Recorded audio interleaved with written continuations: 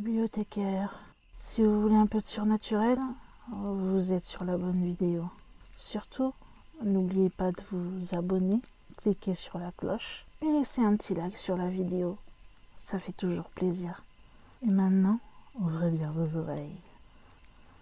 Bonjour à tous chers amis bibliothécaires, j'espère que vous allez bien. Aujourd'hui on se retrouve pour une, on peut dire courte vidéo moyenne, pour parler d'une certaine malédiction apparemment qui aurait lieu dans un appartement au boulevard Aix-en-Provence à Paris. Pourquoi je parle de malédiction? Eh bien en fait ce n'est pas moi qui l'évoque, c'est l'ancien biographe de Claude François qui évoque ceci. Il s'appelle François Diwo. En fait il a fait part de ses doutes sur une éventuelle malédiction liée à l'ancien appartement de Claude François, puisque deux autres personnes, avant et après Claude, auraient trouvé la mort dans des circonstances assez obscures. Donc si vous ne l'aviez pas compris, et si vous ne le saviez pas d'ailleurs, au 46 boulevard Aix-en-Provence à Paris, au 8e étage précisément, il y avait l'appartement de Claude François. En fait, il avait quasiment tout l'immeuble, si je me souviens bien, parce qu'il avait un étage pour son magazine, un étage pour la production Flèche, il y avait l'accueil, etc. Avant que cet immeuble devienne donc la propriété de Claude, a été loué par des personnes, on va dire, lambda. Et celle qui vivait donc dans l'appartement qui fut donc plus tard l'appartement de Claude François, c'était une dame. Et celle-ci se serait apparemment suicidée en s'ouvrant les veines dans sa baignoire. Et cela à peine quelque temps avant l'achat donc de cet immeuble par Claude.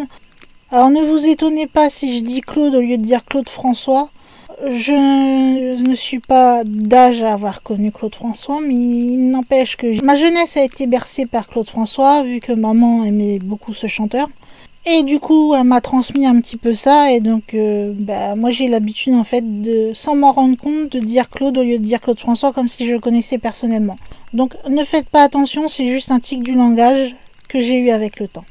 Donc Claude va acheter en 1962 cet immeuble et il va y emménager dans un 75 mètres carrés qui se situait au 8e étage. Et il était d'ailleurs complètement au courant que la précédente propriétaire avait été retrouvée suicidée dans sa baignoire. Alors, est-ce que son spectre serait revenu hanter les lieux? C'est possible. En outre, le fait, donc, vous avez sûrement entendu des blagues un peu pourries là-dessus, parce que moi j'aime pas trop quand on fait des blagues en ce qui concerne un mort, mais bon. Vous avez sûrement entendu parler donc que Claude François est mort électrocuté. Pour être plus précise, puisque fatalement je connais un peu plus l'histoire, ça s'est déroulé en janvier 1978. Il était attendu par Michel Drucker pour une émission télé, mais Claude était, comme qui dirait, quelqu'un qui aimait beaucoup être en retard, mais pas en retard de 5-10 minutes. Il pouvait être en retard d'1-2 heures, ça ne dérangeait pas du tout. Donc c'est plusieurs heures, Michel Drucker l'attendait, il téléphonait, mais qu'est-ce qu'il fait Claude, etc. Lui, pendant ce temps-là, il était avec sa nouvelle amie. Il se décide finalement à aller se préparer dans la salle de bain pour aller après rejoindre le plateau de tournage et donc son ami Michel Drucker, puisqu'ils étaient amis. C'est lorsqu'il va prendre son bain que Claude va faire un geste qui va amener sa mort. Si vous ne le saviez pas, Claude François était très maniaque. Ça faisait plusieurs jours déjà qu'il avait une applique située au-dessus de sa baignoire qui le dérangeait, qui n'était pas droite. Et ce jour-là, sa raison n'a pas fonctionné et c'est sa maniaquerie qui a pris le dessus. Il a complètement oublié qu'il était dans son bain et dans de l'eau et il a décidé de redresser cette fameuse applique. Et malheureusement, vous savez comme moi que l'électricité et l'eau, ça ne fait pas bon ménage. Il s'est alors électrocuté et complètement effondré. Donc voici comment est mort Claude François pour ceux qui ne le sauraient pas. Donc ce serait le deuxième mort de l'appartement. Bizarrement dans la baignoire, donc exactement la même baignoire où la propriétaire s'était suicidée avant. Mais il n'y a pas que ça en fait, puisque donc avant de mourir, il se passait déjà des choses assez bizarres dans cet appartement. Claude avait des sortes de visions. Il en a parlé à sa sœur Josette, c'est pour ça qu'on est au courant de cette histoire. En fait, chaque nuit, il avait tendance à voir une silhouette blanche au regard perçant qui venait des moments au pied de son lit pour le regarder dormir et lui il se réveillait et bien sûr il la voyait. Il a décidé d'en parler à sa mère, Choufa, la personne peut-être la plus importante de sa vie avec ses fils. Celle-ci était fervente croyante, alors tout de suite elle va lui donner, sur les conseils d'une religieuse, une bouteille d'eau bénite. Claude va en asperger sa chambre, et alors miraculeusement ça a marché puisque toutes les visions qu'il avait ont disparu. Seulement, pas pour la meilleure chose, car je crois qu'il aurait préféré continuer à voir cette dame blanche plutôt que ce qui a remplacé celle-ci. Puisque maintenant que celle-ci avait disparu, il faisait des cauchemars, mais pas n'importe quel cauchemar, des cauchemars où il se voyait mourir. 8 jours avant, donc, la tragédie, il en avait même parlé au compositeur Jean-Pierre Bourther. Ce dernier l'avait rassuré en lui disant « Quand on rêve de la mort de quelqu'un, on prolonge sa vie, c'est bien connu. » Donc si on continue l'histoire de l'appartement, donc comme vous l'avez vu apparemment, le fantôme de la précédente propriétaire était présent, mais Claude avec l'eau bénite a réussi à la faire partir. Claude est mort au même endroit. Et apparemment, lui aussi aurait hanté quelque temps à l'appartement. Pourquoi je vous dis ça? Puisqu'on a appris par une comédienne qui s'appelle Gwendoline Amon, donc qui est l'ex-compagne de Frédéric Diefenthal, mais qui vit aujourd'hui avec un neurologue, qu'elle avait entendu le fantôme de Claude François. Comment cela s'est passé? Eh bien, sachez que Gwendoline Amon, à l'époque, elle avait 17 ans, et elle avait un homme dans sa vie, son premier amour. Qui était-il?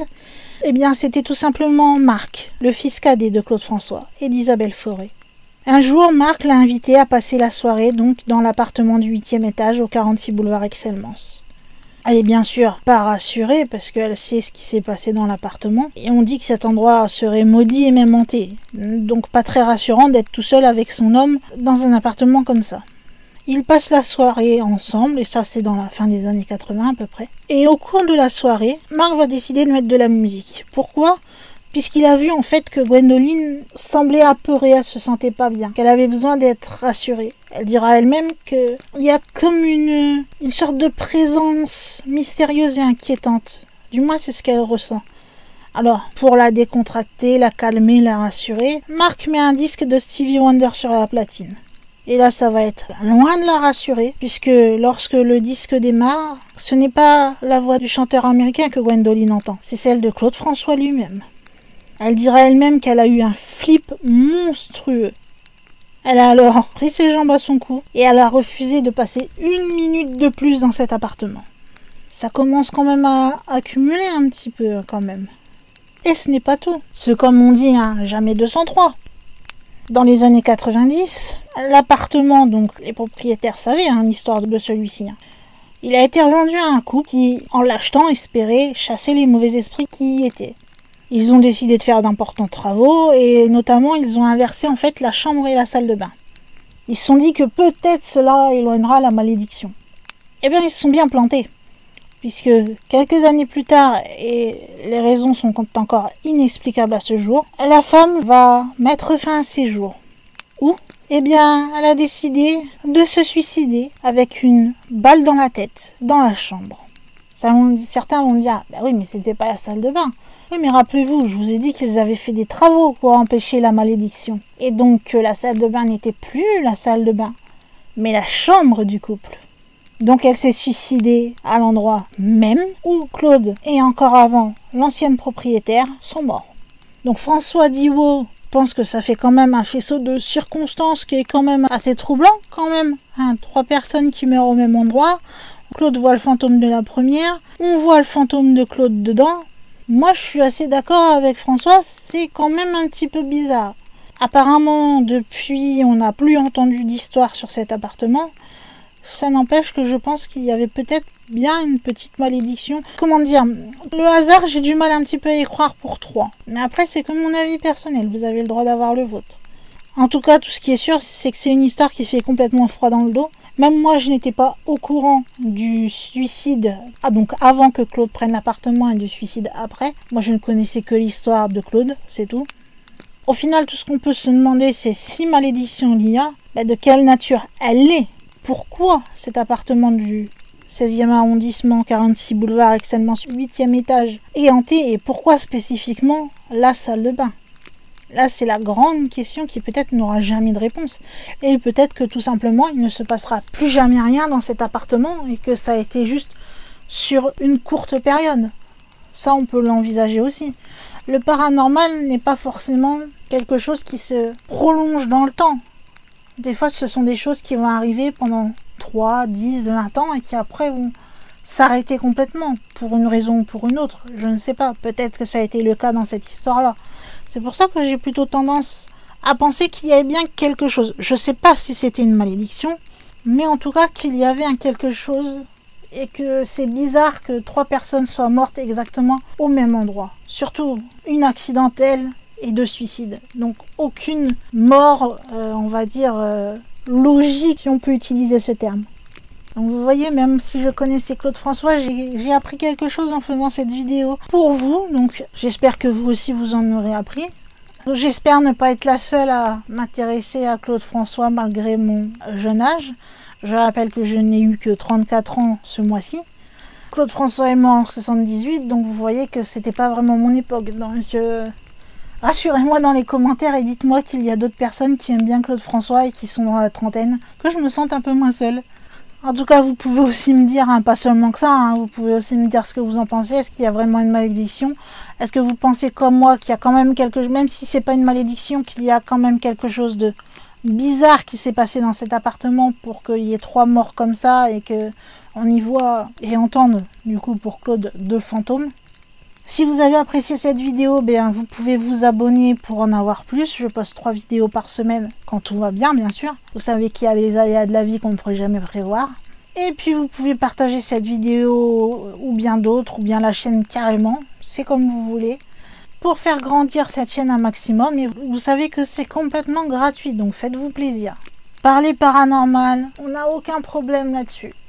En tout cas, moi, je ne vous jugerai pas si vous me racontez vos histoires, si vous avez envie d'en parler ou si vous avez un avis sur la question. Je ne juge pas, ce sont vos avis. Moi, j'ai les miens, voilà. Tant que tout se fait dans le respect, c'est le principal.